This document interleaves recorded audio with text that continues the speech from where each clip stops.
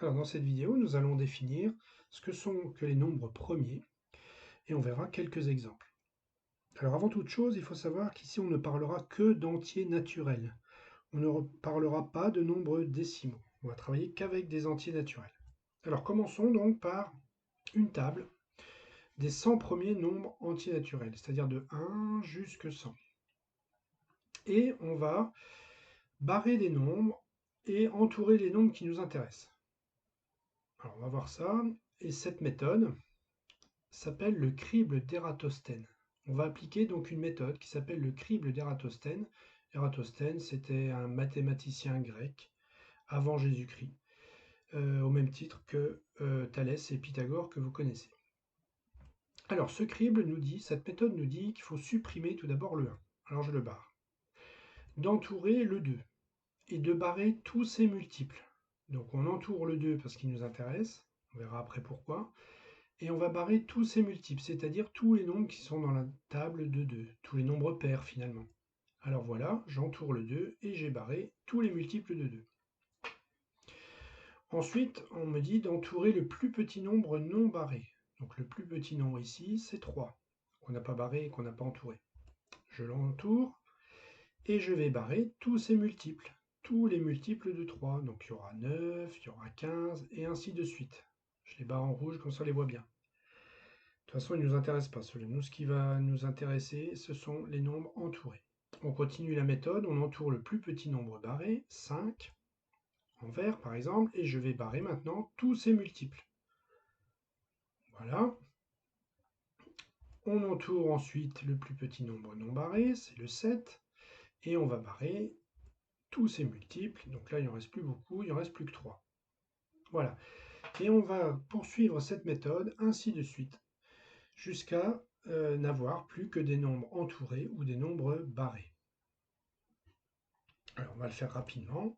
Voilà ce qu'on obtient quand on a tout entouré, tout barré. Alors la question, c'est que représentent ces nombres qu'on a entourés? Qu'est-ce qu'ils ont de particulier? Et bien si on regarde bien, ces nombres, comme 17 par exemple, ne sont uniquement divisibles par 1 et par eux-mêmes. Par exemple 17, je ne peux le diviser que par 1 ou par lui-même. C'est-à-dire qu'il n'est dans la table que de 1 ou de 17 lui-même. Prenons un autre exemple, 23. Il n'est que dans la table de 1 et dans la table de 23. 13, il n'est que dans la table de 1 et dans la table de 13, et ainsi de suite pour tous ces nombres. Donc chaque nombre entouré n'est divisible que par 1 et par lui-même. Il n'est multiple que de 1 et de lui-même. Eh bien ces nombres-là, on les appelle les nombres premiers. Alors définition, un nombre premier, c'est un entier naturel qui a exactement 2 diviseurs et pas plus, 1 et lui-même. Par exemple, 15 n'est pas un nombre premier. Pourquoi? Eh bien parce qu'on peut le diviser par 1, mais aussi on peut le diviser par 3 ou par 5 et par 15. Donc lui, il a 4 diviseurs.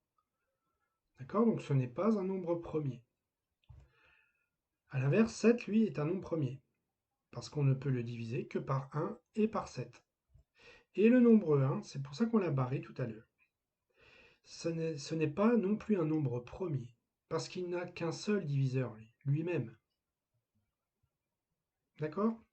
Donc ce qu'il faut retenir ici, c'est donc la définition. Et puis la liste des 10 premiers nombres premiers, ça peut toujours servir. 2, 3, 5, 7, 11, 13, 17, 19, 23, 29. Tous les nombres qui sont entre ne sont pas des nombres premiers. Par exemple, si je prends 12 ici, entre 11 et 13, 12, ce n'est pas un nombre premier parce qu'on peut le diviser par 2, par 6, par 4, etc. Alors que ceux-ci n'ont que deux diviseurs, 1 et lui-même, et cette liste évidemment continue à l'infini. Vous verrez dans de prochaines vidéos à quoi ça sert finalement les nombres premiers.